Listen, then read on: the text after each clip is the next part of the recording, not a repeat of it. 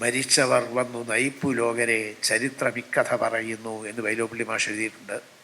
മരിച്ചവർ എന്നേക്കുമായി അങ്ങ് പോയി മറയുകയല്ല എന്നും നമ്മുടെ ജീവിതത്തെ കൂടുതൽ സുദൃഢമാക്കുന്നതിന്, ജീവിതത്തെ കൂടുതൽ സൗന്ദര്യപൂർണ്ണമാക്കുന്നതിന് ആവശ്യമായ ഘട്ടങ്ങളിലൊക്കെ അവർ മടങ്ങിയെത്തുന്നു, നമ്മുടെ കൈപിടിച്ച് നമ്മെ മുമ്പോട്ട് നയിക്കുന്നു എന്നുമാണ് അതിൻ്റെ അർത്ഥം. ആ നിലയ്ക്ക് എല്ലാ കാലവും മലയാളത്തിൻ്റെ മനസ്സിൽ ഉണ്ടാകുമെന്നുറപ്പുള്ള മഹാനായ ഒരു കവിയെയാണ് നമ്മൾ അനുസ്മരിക്കുന്നത്. അദ്ദേഹത്തിൻ്റെ വളരെ വിപുലമായ ഒരു കാവ്യ സാമ്രാജ്യമുണ്ട്. വളരെ ബൃഹത്ത് എന്ന് വിശേഷിപ്പിക്കേണ്ട വിധത്തിലുള്ള വലിയൊരു ഗാനസാഗരമുണ്ട്. അതിനെയൊക്കെ സമഗ്രതയിൽ വിലയിരുത്താൻ സത്യത്തിൽ ഒരു ദിവസത്തെയോ 2 ദിവസത്തെയോ അല്ലെങ്കിൽ ആഴ്ചകൾ തന്നെ നീളുന്നതോ ആയ സെമിനാറുകൾ കൊണ്ടോ സിമ്പോസിയങ്ങൾ കൊണ്ടോ സാധ്യമാകുമോ എന്ന് ചോദിച്ചാൽ സാധ്യമാകില്ല. ഒരു പ്ലാവില കൊണ്ട് കുമ്പിൾ കൂട്ടിയിട്ട് ഒരു കടലിനെ അളന്ന് എടുക്കാം എന്ന് കരുതുന്നത് പോലെ വ്യർത്ഥമായ ഒരു വ്യായാമമാണ് സത്യത്തിൽ ഈ വിധത്തിൽ ചില സെമിനാറുകളിലൂടെ ഭാസ്കരൻ മാഷെ കൃത്യമായി മനസ്സിലാക്കാം എന്ന് കരുതുന്നതും. പക്ഷേ നമുക്ക് കരണീയമായിട്ട് മറ്റൊന്നുമില്ല. ഇതുപോലെയുള്ള വ്യക്തിത്വങ്ങളെ, സർഗാത്മക വ്യക്തിത്വങ്ങളെ പുതിയ തലമുറയ്ക്ക് അതിൻ്റെ ചൈതന്യ സാരത്തോടുകൂടി കൈമാറി കൊടുക്കുന്നതിന് നമുക്ക് ആകെ കരണീയമായിട്ടുള്ള ഇതൊക്കെയാണ്. അതൊക്കെ നമ്മൾ ചെയ്യുകയാണ്. എത്ര അളന്നാലും അളവുകൾ അളന്നു തീർക്കാനാവാത്ത വിധത്തിൽ, നമ്മുടെ പക്കലുള്ള സ്കെയിലിനെയൊക്കെ പരാജയപ്പെടുത്തുന്ന വിധത്തിൽ ബൃഹദാകാരം പൂണ്ടു നിൽക്കുന്ന വ്യക്തിത്വങ്ങളാണ്. കുലപർവ്വത സമാനമായ വ്യക്തിത്വമെന്നോ മഹാസാഗര സമാനമായ വ്യക്തിത്വമെന്നോ ഒക്കെ പറയണം. അങ്ങനെയുള്ള വ്യക്തിത്വങ്ങളെ നമുക്കൊരിക്കലും കൃത്യമായി അളന്ന് കുറിക്കാൻ പറ്റില്ല.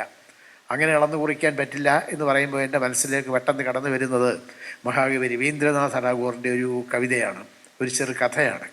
കഥ ഉൾപ്പെട്ട കവിതയാണെന്നും പറയാം. ഒരു പഞ്ചവർണ്ണക്കിളിയെക്കുറിച്ചാണ്. ആ പഞ്ചവർണ്ണക്കിളിയോട് ഒരു അങ്കുലപ്പുഴു സംസാരിക്കുകയാണ്. അങ്കുലപ്പുഴു പഞ്ചവർണ്ണക്കിളിയോട് പറയുന്നു, ഞാൻ പക്ഷി നിന്നെ വളരെ കൃത്യമായി അളന്ന് നീ എത്രയുണ്ട് എന്ന് പറയാം. ഇങ്ങനെ പറയുന്ന അങ്കുലപ്പുഴുവിനോട് ആ പക്ഷി പറയുന്നു, നിനക്ക് എന്നെ ഭൗതികമായി അളക്കാൻ കഴിയുമായിരിക്കും.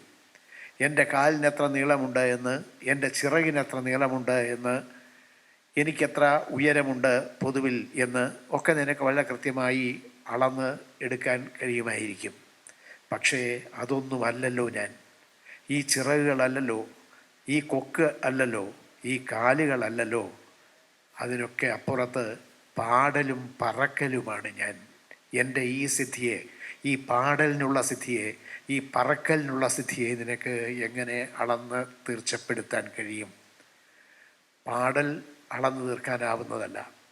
പറക്കൽ, പക്ഷി ഇങ്ങനെ കുറേ ദൂരം ഇങ്ങനെ ചിറകുകൊണ്ട് താളക്രമത്തിലെങ്ങനെ പറന്ന് പോകുക, പിന്നെ കുറച്ച് സമയം അങ്ങനെ നിശ്ചലമായി ആകാശത്ത് നിൽക്കുക. അങ്ങനെ ആകാശത്ത് നിൽക്കുന്ന ആ നിൽപ്പിനും ഒരു സൗന്ദര്യമുണ്ട്. ആ സൗന്ദര്യത്തെ, ഈ കുയിലിൻ്റെ പാട്ടിൻ്റെ സൗന്ദര്യത്തെ ഏതളവുകൾ കൊണ്ട് അളന്നു തീർക്കാൻ കഴിയും? അതേപോലെയാണ് സത്യത്തിൽ ഭാസ്കരൻ മാഷിൻ്റെ കാവ്യ വ്യക്തിത്വത്തെ, അദ്ദേഹത്തിൻ്റെ സംഗീത ഗാന രംഗത്ത് പ്രതിഫലിച്ച് നിൽക്കുന്ന വ്യക്തിത്വത്തെ ഒക്കെ അളക്കാൻ ശ്രമിക്കുന്നത്. നമുക്ക് അളന്നു തീർക്കാനാവില്ല. ഭാസ്കരൻ മാഷ് സ്വയം വിശേഷിപ്പിച്ചത് ഒറ്റക്കമ്പിയുള്ള തമ്പുരു എന്നാണ്. ഒറ്റക്കമ്പിയുള്ള തമ്പുരു എന്ന പേരിൽ അദ്ദേഹത്തിൻ്റെ ഒരു കാവ്യകൃതിയുണ്ട്. അതൊരു ആത്മകഥാപരമായ കാവ്യകൃതി കൂടിയാണ്. ഞാൻ മാഷോട് ചോദിച്ചിട്ടുണ്ട്, മാഷ എന്തിനാണ് ഇങ്ങനെ ഒറ്റക്കമ്പിയുള്ള തമ്പുരു എന്നൊരു പേര് കൊടുത്തത്? മാഷ് അതിന് എനിക്ക് പറഞ്ഞു തന്ന ഒരു കാര്യമുണ്ട്. അദ്ദേഹം പറഞ്ഞു, ഒറ്റക്കമ്പി അതിൻ്റെ പരിമിതിയാണ്, എന്നാൽ അതിൻ്റെ സാധ്യതയുമാണ്. ഭാസ്കരൻ മാഷ് പറഞ്ഞതിനപ്പുറത്ത് ചിലത് കൂടി ഉണ്ട് എന്ന് എനിക്ക് ആലോചിച്ചപ്പോൾ തോന്നി. എന്താ അത്? തമ്പുരു ഒരു സംഗീതോപകരണമാണ്, ഒരു തന്ത്രി വാദ്യമാണ് എന്ന് പറയാം. എന്നാൽ ഒരു വയലിനോ ഒരു വീണയ്ക്കോ കഴിയുന്ന വിധത്തിൽ, ഒരു ഗിത്താറിന് കഴിയുന്ന വിധത്തിൽ സ്വന്തമായൊരു സംഗീതധാരയുണ്ടാക്കാൻ ഒരിക്കലും തമ്പുരുവിന് കഴിയില്ല.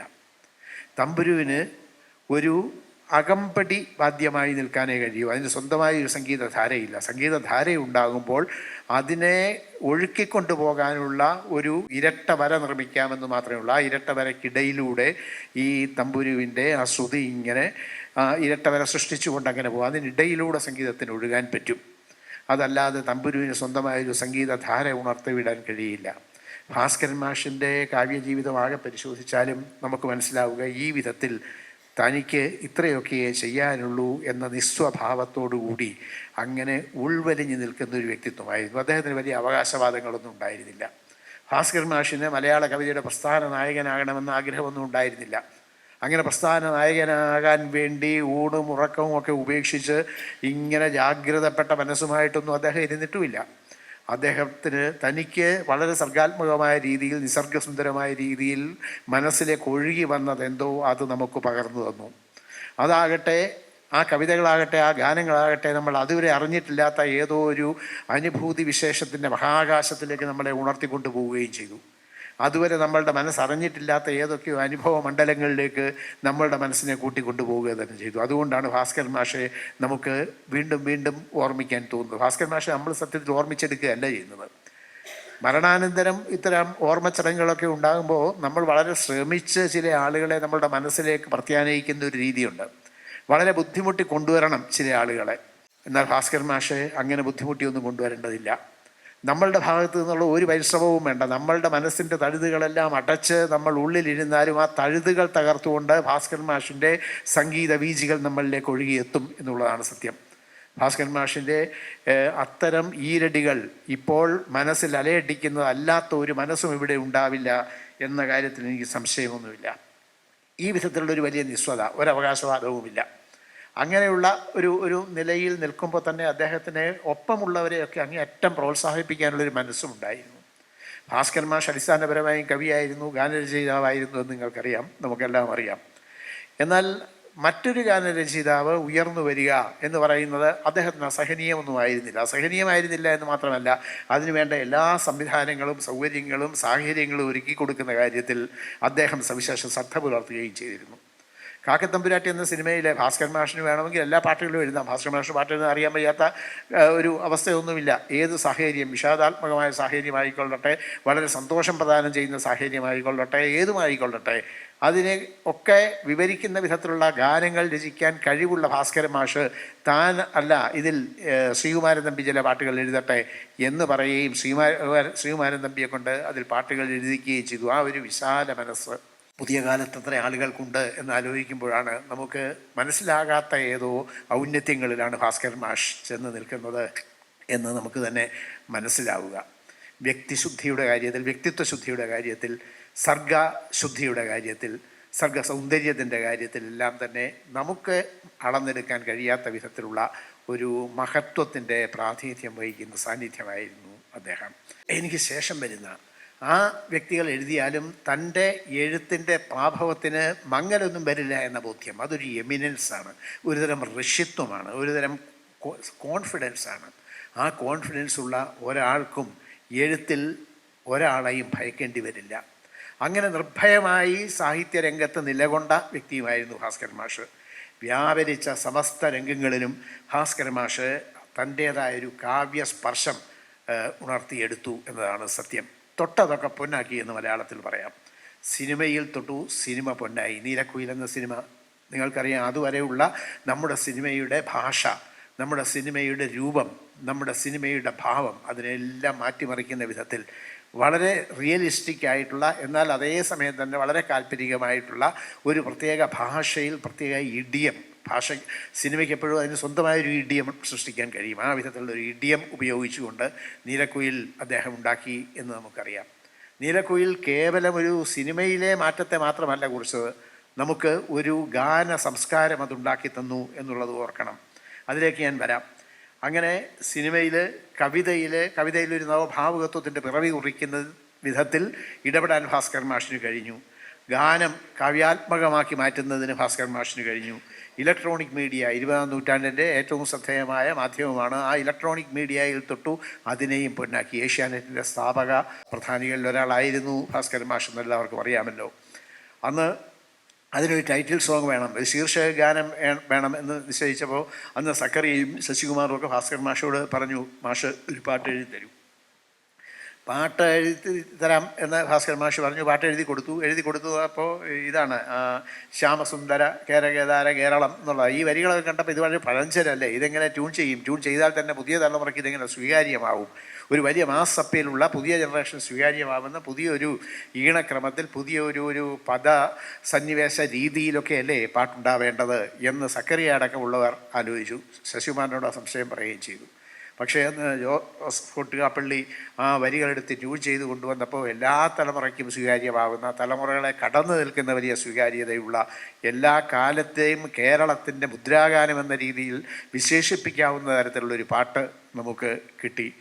അപ്പോൾ ആ ഒരു കോൺഫിഡൻസിൽ നിന്ന് താൻ കാലത്തിന് അനുസരിച്ച് മുമ്പോട്ട് പോകുന്ന ആളാണെന്നും കാലം തന്നെ കടന്നു പോവുകയല്ല എന്നും ഉള്ള ഒരു ഉറപ്പ്, അതാണ് ശരിക്കും ഒരു ക്ലാസിക് രചയിതാവിൻ്റെ ഏറ്റവും വലിയ അടയാളം. അയാൾ എഴുതുന്നത് എന്തോ അത് it should be contemporary to changing times. മാറി മാറി വരുന്ന കാലങ്ങൾക്ക് സമകാലികമായി ഇരിക്കുന്നതിനെയാണ് നമ്മൾ ക്ലാസിക് എന്ന് വെപ്പിക്കുന്നു ഒക്കെ പറയുന്നത്. ആ വിധത്തിലുള്ള ക്ലാസിക്കുകൾ ചലച്ചിത്ര രംഗത്ത് സൃഷ്ടിക്കുന്നതിന് കഴിഞ്ഞ മഹാനായ കവിയാണ് ഭാസ്കരൻ മാഷ്. ഭാസ്കരൻ മാഷെ അനുസ്മരിക്കുമ്പോൾ എൻ്റെ മനസ്സിൽ 3 സന്ദർഭങ്ങൾ കടന്നു വരുന്നുണ്ട്. ഒന്ന്, ഞാൻ സ്കൂളിൽ പഠിക്കുന്ന ഘട്ടം, ഹൈസ്കൂളിൽ വിദ്യാർത്ഥിയായിരിക്കുന്ന ഘട്ടം. അന്ന് ഞാൻ കുട്ടികളുടെ ദീപിക എന്ന മാസികയിലേക്ക് കുത്തിക്കുറിച്ചൊക്കെ ചില വരികൾ, കവിത എന്നൊന്നും പറയാൻ പറ്റില്ല, അതായത് എഴുതി അയച്ചു. അത് എഴുതി അയച്ചതിൻ്റെ 4ാം നാൾ എനിക്ക് ഒരു കാർഡ് കിട്ടുന്നു.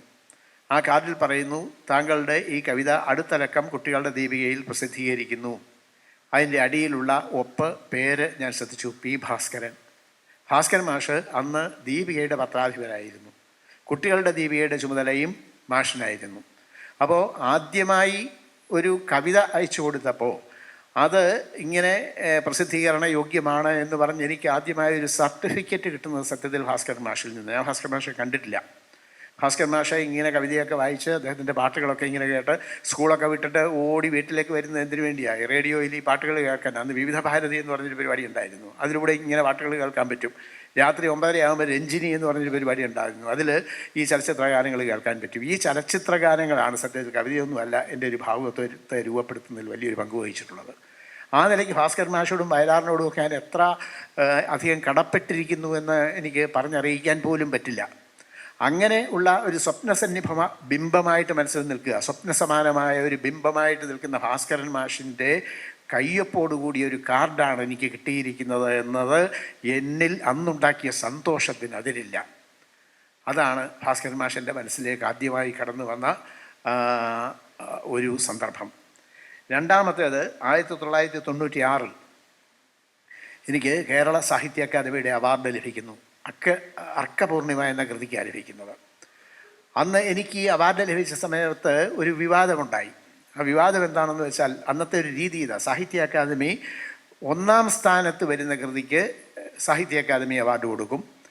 2ാം സ്ഥാനത്ത് വരുന്ന കൃതിക്ക് കനകശ്രീ എൻഡോവ്മെൻ്റ് എന്ന അവാർഡ് കൊടുക്കും.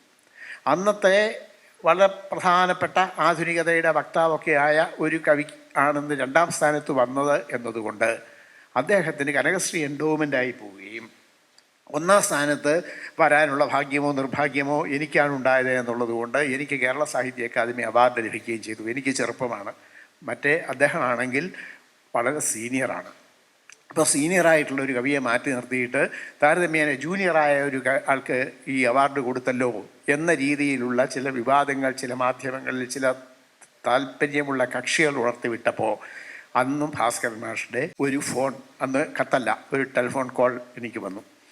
ഭാസ്കരൻ മാഷ് പറഞ്ഞു, ഞാൻ അതിൽ ഉണ്ടായിരുന്ന ഒരു ജഡ്ജിയാണ്. അതിലേറ്റവും ശ്രദ്ധേയമായിട്ടുള്ള ഏറ്റവും നല്ല കവിത അർക്കപൂർണിമയാണ് എന്നുള്ളത് കൊണ്ടാണ് ആ അർക്കപൂർണിമയ്ക്ക് 1ാം സ്ഥാനം കൊടുത്തത്. അതുകൊണ്ടാണ് സാഹിത്യ അക്കാദമി അവാർഡ് പ്രഭാവർമ്മയ്ക്ക് ലഭിച്ചത്.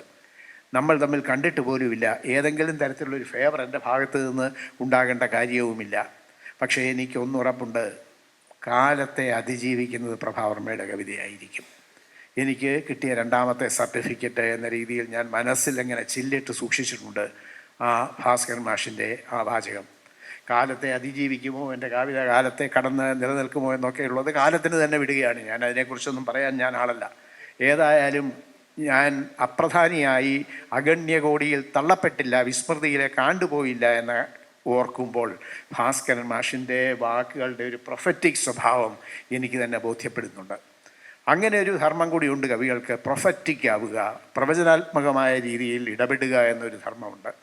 പ്രാചീന റോമിൽ ഡാറ്റ്സ് എന്ന് വിശേഷിപ്പിക്കുമായിരുന്നു കവികളെ.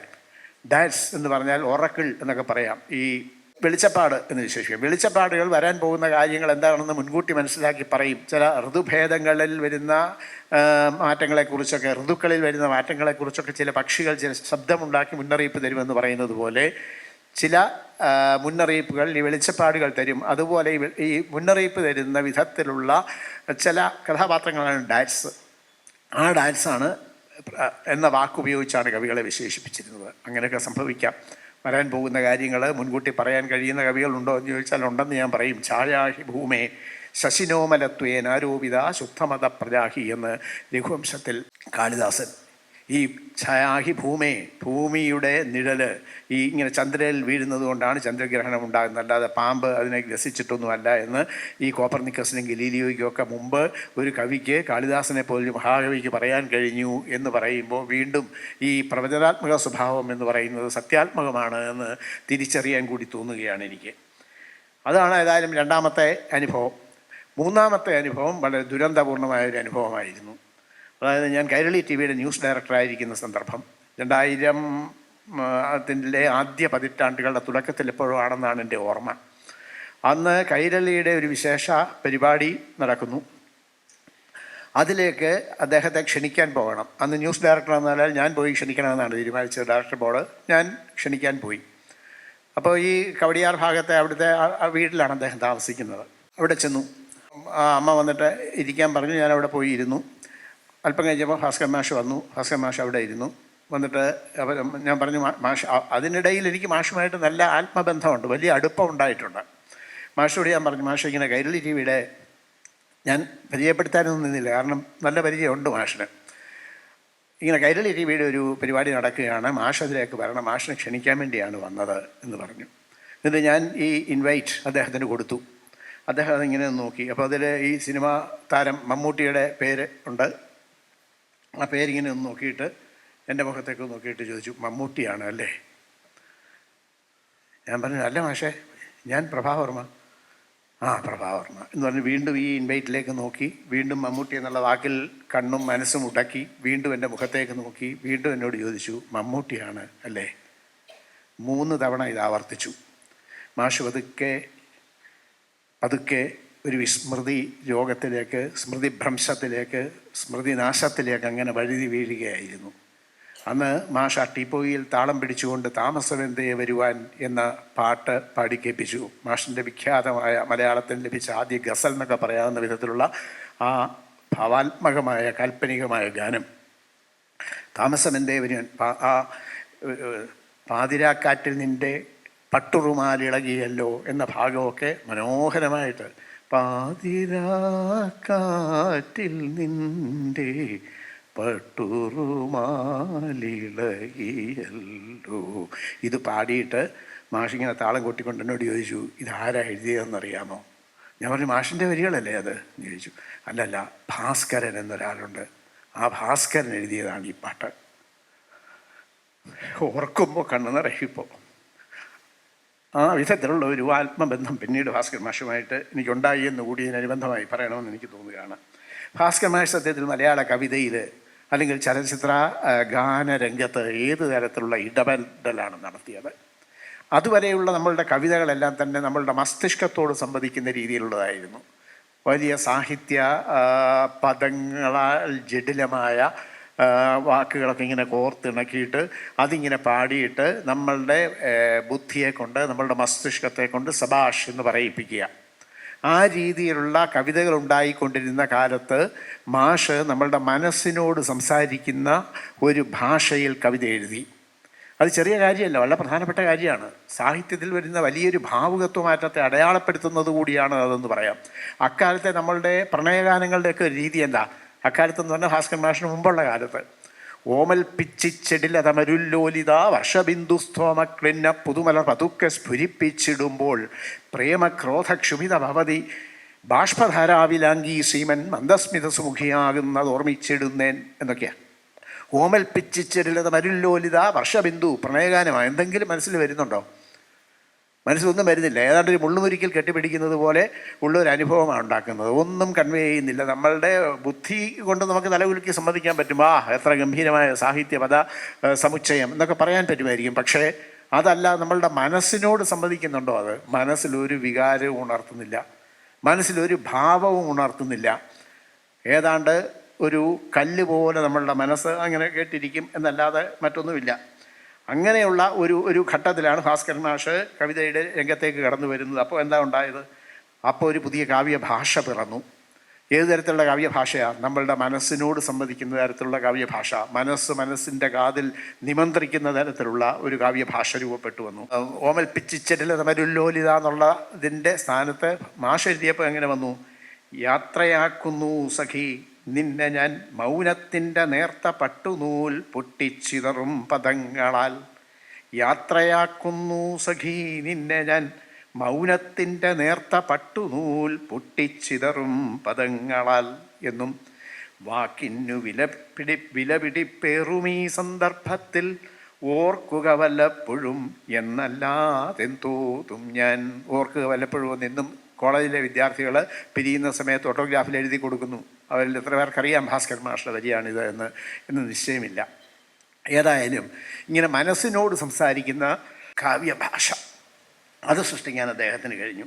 അതാണ് കവിതയുടെ കാര്യം. ഇപ്പോൾ പ്രണയമാണെങ്കിലും പ്രണയഭംഗമാണെങ്കിലും അതൊക്കെ ഉള്ളിടത്തോളം കാലം ഈ കവിതകൾ നിലനിൽക്കില്ലേ. പ്രാണസഖി ഞാൻ വെറും ഒരു പാമരനാം പാട്ടുകാരൻ, താമസമെന്തേ വരുവാൻ, അതുപോലെയുള്ള ചലച്ചിത്രഗാന രംഗത്തുണ്ടായ മാറ്റം എന്താ?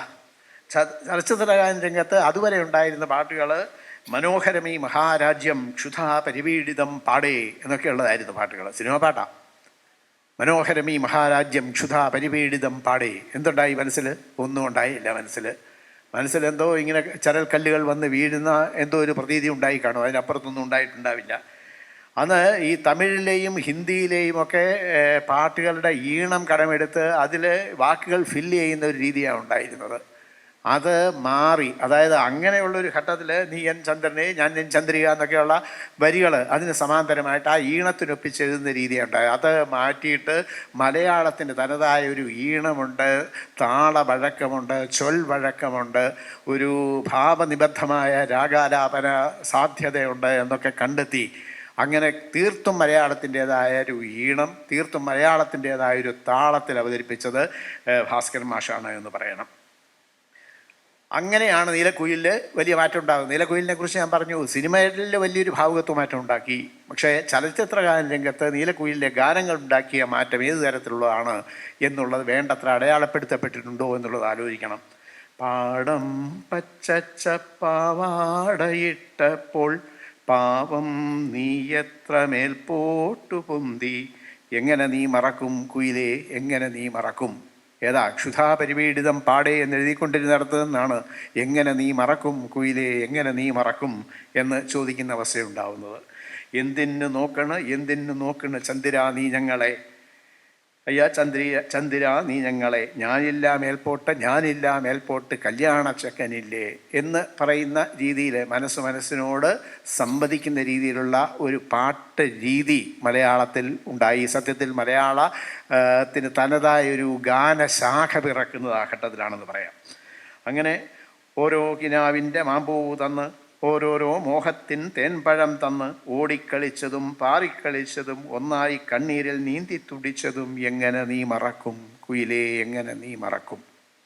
മലയാള ഭാഷ, മലയാള ചലച്ചിത്ര ഗാന ആസ്വാദക സമൂഹം ഇന്ന് തിരികെ നിന്ന് മാഷോട് പറയും ഒരിക്കലും മറക്കില്ല എന്ന്. അതുകൊണ്ടാണ് മലയാളത്തിൻ്റെ മറയാത്ത നീലക്കുയിലായി എന്നും ഭാസ്കരൻ മാഷ് നിൽക്കുന്നത് എന്നുകൂടി എനിക്ക് തോന്നുന്നുണ്ട്. അതുപോലെ കീഴാളാർ എന്ന് മുദ്രയടിക്കപ്പെട്ടിരുന്ന വിഭാഗം ആളുകൾക്ക് പ്രണയിക്കാനുള്ളൊരു ഭാഷ കൊടുക്കുന്നതും നീലക്കുയിലാണ്. അതിന് തക്ക വിധത്തിലുള്ള ഡൗൺ ട്രോഡൻ എന്ന് പറയാവുന്ന നിസ്വവർഗത്തിൻ്റേതായ ഒരു ഭാഷയിലുള്ള പ്രണയഗാനങ്ങളുണ്ടായി. അതുവരെ ആ വിഭാഗത്തിന് പ്രണയഗാനങ്ങൾ ഉണ്ടായിരുന്നില്ല എന്നതാണ് സത്യം. അങ്ങനെ ഒരു വലിയ സാമൂഹിക ശാക്തീകരണത്തിൻ്റേതായൊരു ഇടപെടൽ കൂടി ആ ഘട്ടത്തിൽ അദ്ദേഹത്തിൻ്റേതായി ഉണ്ടായി. ഈ നിലയ്ക്കുള്ളൊരു ഭാവുകത്വ മാറ്റമൊക്കെ ഉണ്ടാക്കിയ ആ മാഷിന് എന്താണ് മലയാളം തിരികെ കൊടുത്തത് എന്ന് ചോദിച്ചാൽ കാര്യമായി ഒന്നും കൊടുത്തില്ല.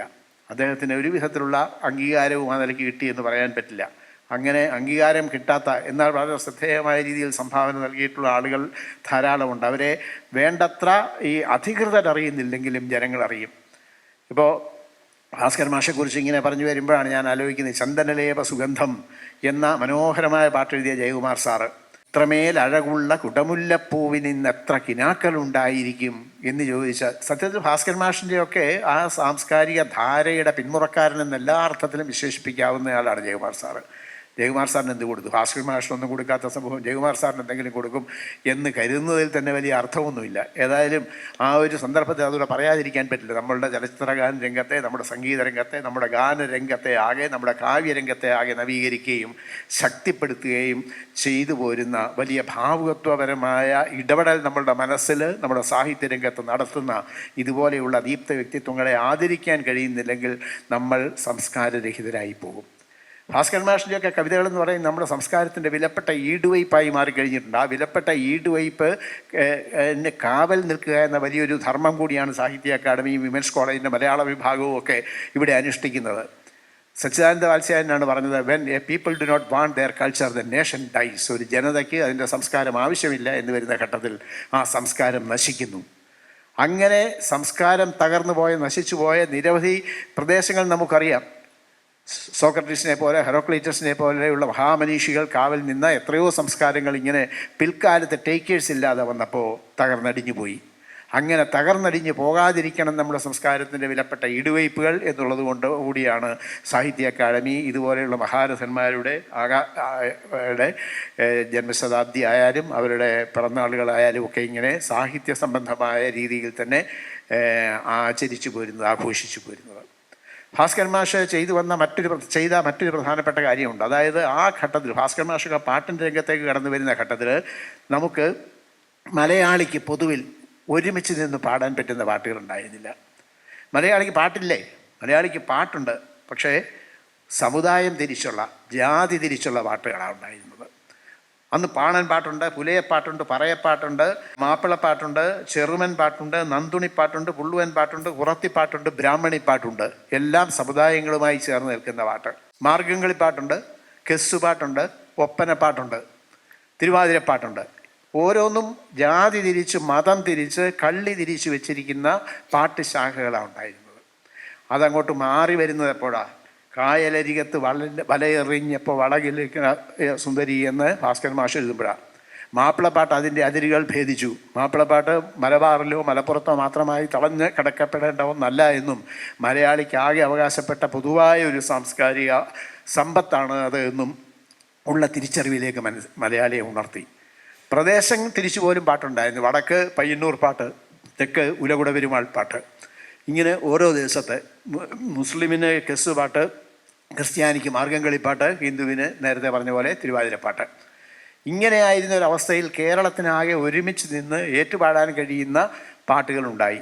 നാളികേരത്തിൻ്റെ നാട്ടിൽ എനിക്കൊരു നാഴിയിടങ്ങഴി മണ്ണുണ്ട് എന്ന പാട്ടടക്കമുള്ള എത്രയോ പാട്ടുകൾ, പ്രാണസഖി ഞാൻ വെറും ഒരു പാമരനാം പാട്ടുകാരൻ എന്ന ഗസൽ ചായുള്ള പാട്ടടക്കം, എങ്ങനെ എത്രയോ.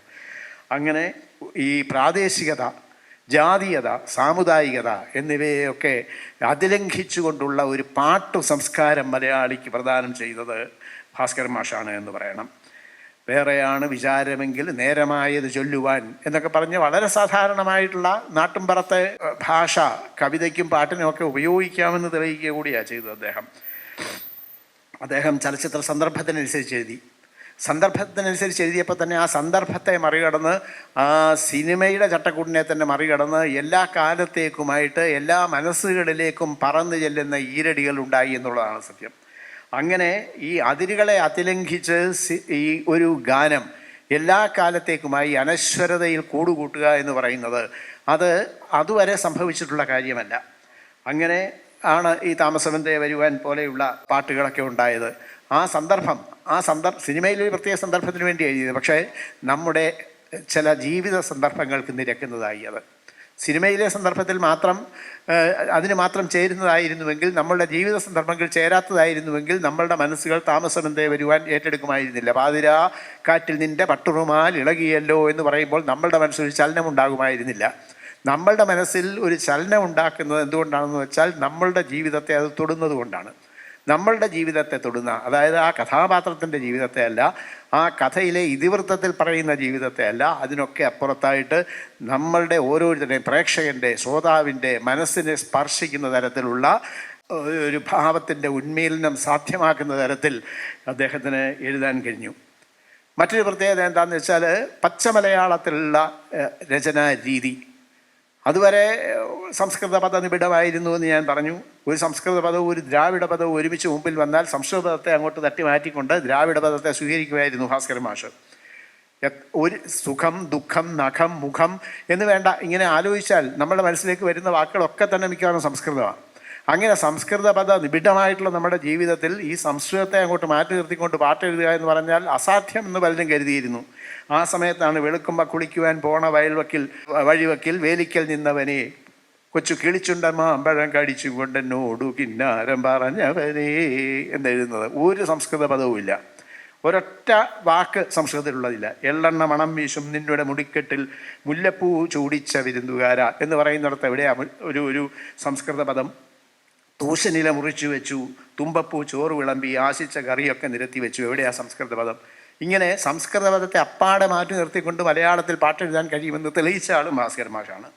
കഥ, ആ കഥയെ അതേപടി ഉൾക്കൊണ്ടുകൊണ്ട് ഈ പാട്ടിൽ ആ കഥയെ അനശ്വരമാക്കുക. അപൂർവം പേർക്ക് അത് മലയാള ചലച്ചിത്രഗാന രംഗത്ത് കഴിഞ്ഞിട്ടുള്ളൂ. വയലാറിന് കഴിഞ്ഞിട്ടുണ്ട്. പണിതീരാത്ത വീട് എന്ന സിനിമയ്ക്ക് പാട്ടെഴുതുമ്പോൾ നിൻ്റെ 4 കെട്ടിൻ്റെ വടിപ്പുര മുറ്റത്ത് ഞാൻ എൻ്റെ മുറി കൂടി പണിതിട്ടോട്ടെ എന്ന് ചോദിക്കുന്നുണ്ട്. അല്ലെങ്കിൽ ചെമ്മീൻ എന്ന സിനിമയിലെ ചെമ്മീൻ എന്ന ആ നോവലിന് ആസ്പദമായിട്ടുള്ളത് അവിടുത്തെ ഒരു അന്ധവിശ്വാസമാണ്. ആ അന്ധവിശ്വാസത്തിലുണ്ട് ചെമ്മീൻ്റെ സാരസത്തയാകെ, എൻ്റെ ക്രാക്സ് ആകെ അതിലുണ്ട്. അപ്പോൾ വയലാർ എഴുതിയപ്പോൾ എന്താ, ഈ ചെമ്മീൻ എത്രയോ പേജുകളിലായി തകഴി എഴുതി വെച്ച ചെമ്മീനാകെ 4 വരിയിൽ ആറ്റി കുറുക്കി എടുത്തു വയലാർ. അരയൻ കടലിൽ പോയാൽ കരയിൽ കാവൽ നീയാണ് പെണ്ണാളെ പെണ്ണാളെ എന്നുള്ള പാട്ട്. അരയൻ കടലിലേക്ക് പോയാൽ കരയിൽ കാവൽ നീയാണ്, അങ്ങനെയാണെങ്കിൽ അരയനെ തിരിച്ചു കൊണ്ടുവരും. അതല്ലെങ്കിൽ കടലമ്മ കൊണ്ടുപോയി. അരയത്തിപ്പെണ്ണ് പിഴച്ചുപോയി, അവനെ കടലമ്മ കൊണ്ടുപോയി. അരയത്തിപ്പെണ്ണ് തപസ്സിരുന്നു, അവനെ കടലമ്മ കൊണ്ടുവന്നു. ഇതിനപ്പുറത്തൊന്നും ഇല്ല തകഴിയുടെ ചെമ്മീൻ. ഈ 4 വരിയിൽ ചെമ്മീൻ ആകെയുണ്ട്. അങ്ങനെ ഒരു നോവലിനെ ആകെ, ഒരു ബൃഹത് കൃതിയെ ആകെ, ഒരു ബൃഹദാഖ്യാനത്തെ ആകെ ഇങ്ങനെ 4 വരിയിലായി ഒതുക്കിയെടുക്കണമെങ്കിൽ അപാരമായ സർഗസിദ്ധി കൊണ്ട് അനുഗ്രഹീതമായൊരു മനസ്സുണ്ടാവണം. ആ മനസ്സ് വയലാറിനുണ്ടായിരുന്നു, ആ മനസ്സ് ഭാസ്കരൻ മാഷിനുണ്ടായിരുന്നു. ഉമ്മാച്ചു അനശ്വര പ്രണയകൃതിയാണെന്ന് നമുക്കറിയാം. ആ ഉമ്മാച്ചുവിൻ്റെ കാര്യത്തിലാണെങ്കിലോ, കൽപ്പകത്തോ പന്യനൊരുവന് പതിച്ചു നൽകി, നിന്റെ കൽബിൽ 6 അടി മണ്ണിൽ എൻ്റെ കബറടക്കി എന്ന് പറയുന്നിടത്ത് ആ നോവലാകെ വന്നു.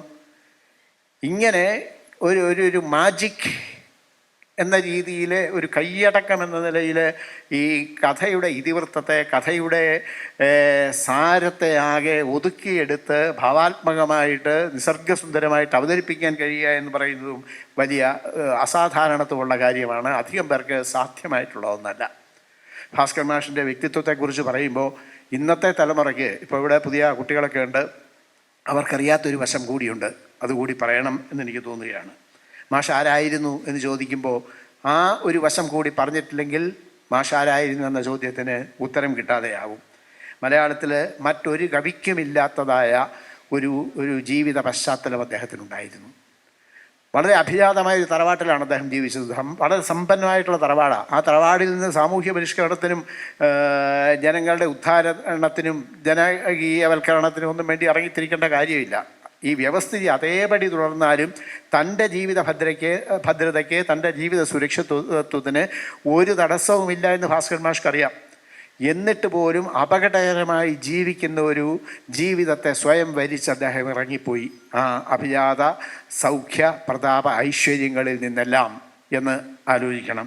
ഇപ്പോൾ കമ്മ്യൂണിസ്റ്റ് പാർട്ടിയുടെ രഹസ്യ സന്ദേശവുമായി കോട്ടയത്തേക്ക് ഒളിവിൽ പോയി അറസ്റ്റിലായ ആളാണ് ഭാസ്കരൻ മാഷ് എന്ന് എത്ര പേർക്ക് അറിയാമെന്ന് എനിക്കറിയില്ല.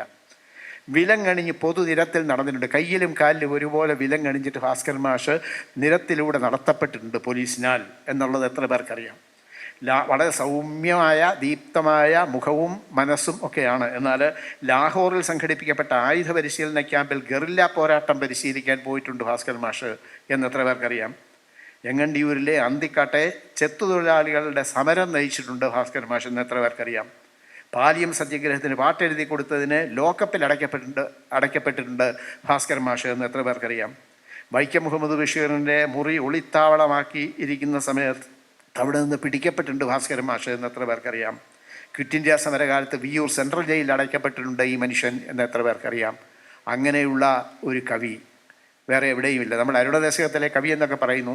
അരുണദശകത്തിലെ കവികളിൽ ഒരാൾക്കും ഇല്ലാത്ത വിധത്തിലുള്ള യാതനാനിർഭരമായ പീഡാനുഭവ സമൃദ്ധമായ ഒരു ജീവിതം, യാതനയുടെ പീഡനത്തിൻ്റെ സഹനാനുഭവത്തിൻ്റെ ഒരു ജീവിതം ഭാസ്കരൻ മാഷിനുണ്ടായിരുന്നു എന്നുള്ളത് അധികം പേർക്കറിയില്ല. പക്ഷെ അങ്ങനെയൊക്കെ ഉണ്ടായിരുന്ന ഭാസ്കരൻ മാഷ് പിന്നീട് ഒരു ഘട്ടത്തിൽ സിനിമയിലേക്ക് പോയപ്പോൾ ചിലരെങ്കിലും വിമർശിച്ചു. അതിൻ്റെ ഒരു ഭ്രമ കൽപ്പനയിലേക്ക് പോവുകയാണ്, വെള്ളിത്തിരയുടെ ഒരു തിളക്കത്തിലേക്ക് മാറുകയാണ്. അദ്ദേഹത്തിന് അങ്ങനെ തിളക്കത്തിലേക്കും അതിൻ്റെ സൗഖ്യങ്ങളിലേക്കും പോകാനാണെങ്കിൽ പണ്ടേ പോകാമായിരുന്നു.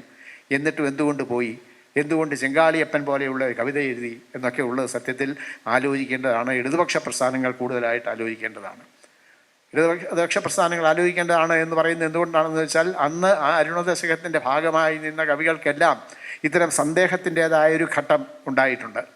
വയലാറിനുണ്ടായിട്ടുണ്ട്. വയലാറിന് അങ്ങനെ ഒരു സന്ദേഹത്തിൻ്റെ ഘട്ടം ഉണ്ടായപ്പോഴാണ് വാളല്ലൻ സമരായുധം ക്ഷണക്ഷണധ്വാനം മുഴക്കി ഇടുവാൻ ആടല്ല എൻ കരവാട് വിറ്റൊരു മണി പൊൻവീണ വാങ്ങിച്ചു ഞാൻ എന്നെഴുതിയത്. അതേപോലെ ONVക്ക് ഒരു സന്ദേഹത്തിൻ്റെ ഘട്ടമുണ്ടായപ്പോഴാണ് കൊച്ചു ദുഃഖത്തിൻ പച്ചത്തുരുത്തിൽ ഒതുങ്ങുന്നു ഞാൻ എന്നും എൻ്റെ തുമ്പിയെ കൊണ്ട് കല്ലെടുപ്പിക്കാൻ വന്നതെന്തിനാണ് എന്നും ചോദിക്കുന്ന ഒരവസ്ഥയുണ്ടായത്. അരുണദശകത്തിലെ ആ 3 കവികൾക്കും ഒരുപോലെ തന്നെ ഈ വിധത്തിലുള്ള സന്ദേഹങ്ങൾ ഉണ്ടായിട്ടുണ്ടെങ്കിൽ ആ സന്ദേഹത്തിൽ നിന്ന് വിശ്വാസത്തിൻ്റേതായ പ്രത്യയശാസ്ത്രപരതയുടേതായ ഒരു ദാർഢ്യത്തിലേക്ക് മടങ്ങി വരാൻ കഴിഞ്ഞിട്ടുണ്ട് വയലാറിനും ONVക്കും. എന്നാൽ ഭാസ്കരൻ മാഷ് വന്നില്ല. ഭാസ്കരൻ മാഷ് ഏതാണ്ട് ഒരു തീർച്ചയോടുകൂടി അവിടെ നിന്നു എന്നതിൻ്റെ ഉദാഹരണമാണ് ചെങ്കാളിയപ്പൻ എന്ന കവിത. ആ ചെങ്കാളിയപ്പൻ എന്ന കവിത ഭാസ്കരൻ മാഷെ പോലെ ഈ വിധത്തിലുള്ള ചടുലമായ വിപ്ലവാത്മകമായ ഒരു പശ്ചാത്തലമുള്ള ആളെങ്ങനെ എഴുതി എന്നുള്ളത് ആലോചിക്കണം. 1920കളിൽ ഒരു അരുണദശകം ഇംഗ്ലീഷ് കവിതയിലുണ്ട്. Cecil Day Lewis, Louis MacNeice, Stephen Spender, WH Auden, ഇങ്ങനെ 4 കവികൾ ചേർന്ന ഒരു മാക്സ് പെൻഡെ എന്ന ചുരുക്കപ്പേരിൽ അറിയപ്പെട്ട കവിസംഘം. ആ കവിസംഘത്തിലെ ഓരോ കവിക്കും ഇതുപോലെ തന്നെയുള്ള സന്ദേഹങ്ങൾ പിൽക്കാലത്തുണ്ടായി. അന്ന് കവിതയെ സമൂഹത്തെയൊക്കെ റാഡിക്കലൈസ് ചെയ്ത, പിടിച്ചു കുലുക്കി ഉണർത്തിയ ഊർജ്ജസ്വലമാക്കിയ കവികളാണത്. പക്ഷേ അന്ന് അങ്ങനെയുള്ള കവിതകൾ എഴുതിയ സ്റ്റീഫൻ സ്പെൻഡർ പിന്നീട് എൻകൗണ്ടർ പോലെയുള്ള ഏറ്റവും റിയാക്ഷണറി ആയിട്ടുള്ള റിവിഷനിസ്റ്റായിട്ടുള്ളൊരു പ്രസിദ്ധീകരണത്തിൻ്റെ പത്രാധിപരാവുകയും കമ്മ്യൂണിസ്റ്റ് പ്രസ്ഥാനത്തെ അടിമുടി ആക്ഷേപിക്കുകയും ചെയ്യുന്ന ഒരു തരത്തിലേക്ക് എങ്ങനെ മാറി. അത്തരം കാര്യങ്ങളൊക്കെ സത്യത്തിൽ ചിന്തിക്കേണ്ടതാണ് ഇടതുപക്ഷം അടക്കം. ചെങ്കാളിയപ്പനെ കണ്ടുവോ നിങ്ങൾ, എൻ കാളിയപ്പനെ കണ്ടുവോ നിങ്ങൾ, കാലാൾപ്പടയിൽ ഒരുവനായി ചെങ്കാളിയപ്പൻ ഇപ്പോഴുമുണ്ട് എന്ന് പറയുന്ന തരത്തിലുള്ള കവിതകളിലേക്ക് ഭാസ്കരൻ മാഷ് മാറിയതെങ്ങനെയാണ്? പുതുശ്ശേരി രാമേന്ദ്രൻ മാറിയിട്ടുണ്ട്. ആവുന്നിടത്തോളം ഉച്ചത്തിൽ ആ വെളിച്ചത്തിൻ കവിത പാടട്ടെ ഞാൻ എന്നൊരിക്കൽ പാടി അദ്ദേഹം തന്നെ പിന്നീട് തീമഴ പെയ്യരുതേ കാർമുകിലേ എന്നെഴുതുന്ന ഒരു അവസ്ഥയിലേക്ക് മാറി. ഇത്തരം മാറ്റങ്ങൾ ഉണ്ടാകുന്നതിൻ്റെ മനഃശാസ്ത്രപരമായ കാരണങ്ങൾ, സാമൂഹ്യശാസ്ത്രപരമായ കാരണങ്ങൾ, രാഷ്ട്രീയമായ കാരണങ്ങൾ ഒക്കെ തന്നെ പരിശോധിക്കേണ്ടതാണ്. അങ്ങനെ ഉള്ള പരിശോധനയുടെ കൂടി അടിസ്ഥാനത്തിൽ മാത്രമേ സത്യത്തിൽ ഭാസ്കരൻ മാഷെ പോലെയുള്ള ആളുകളുടെ സമഗ്രമായ ഒരു വിലയിരുത്തൽ സാധ്യമാവൂ എന്ന് എനിക്ക് തോന്നിയിട്ടുണ്ട്. അങ്ങനെ ഉള്ള വിലയിരുത്തലുകൾ ഭാസ്കരൻ മാഷിൻ്റെ വ്യക്തിത്വത്തിൻ്റെ വിവിധങ്ങളായിട്ടുള്ള വശങ്ങളിലൂടെയുള്ള കാഴ്ചപ്പാടുകൾ അവയൊക്കെ ഇവിടെ ഉണ്ടാവട്ടെ. വ്യത്യസ്തങ്ങളായിട്ടുള്ള ഭാസ്കരൻ വായനാനുഭവങ്ങൾ ഇവിടെ ഉണ്ടാകട്ടെ. അതിലൂടെ ഭാസ്കരൻ മാഷിനെ മനസ്സിലാക്കാനുള്ള ശ്രമങ്ങൾ കൂടുതൽ സമ്പന്നവും സമൃദ്ധവും അർത്ഥപൂർണവുമാവട്ടെ എന്ന് ആശംസിച്ചുകൊണ്ട് പി. ഭാസ്കരൻ ജന്മശതാബ്ദി ആഘോഷം അദ്ദേഹത്തിൻ്റെ സ്മരണയ്ക്ക് മുമ്പിൽ വീണ്ടും ഒരിക്കൽ കൂടി പ്രണമിച്ചുകൊണ്ട് ഉദ്ഘാടനം ചെയ്തതായി അറിയിക്കുന്നു.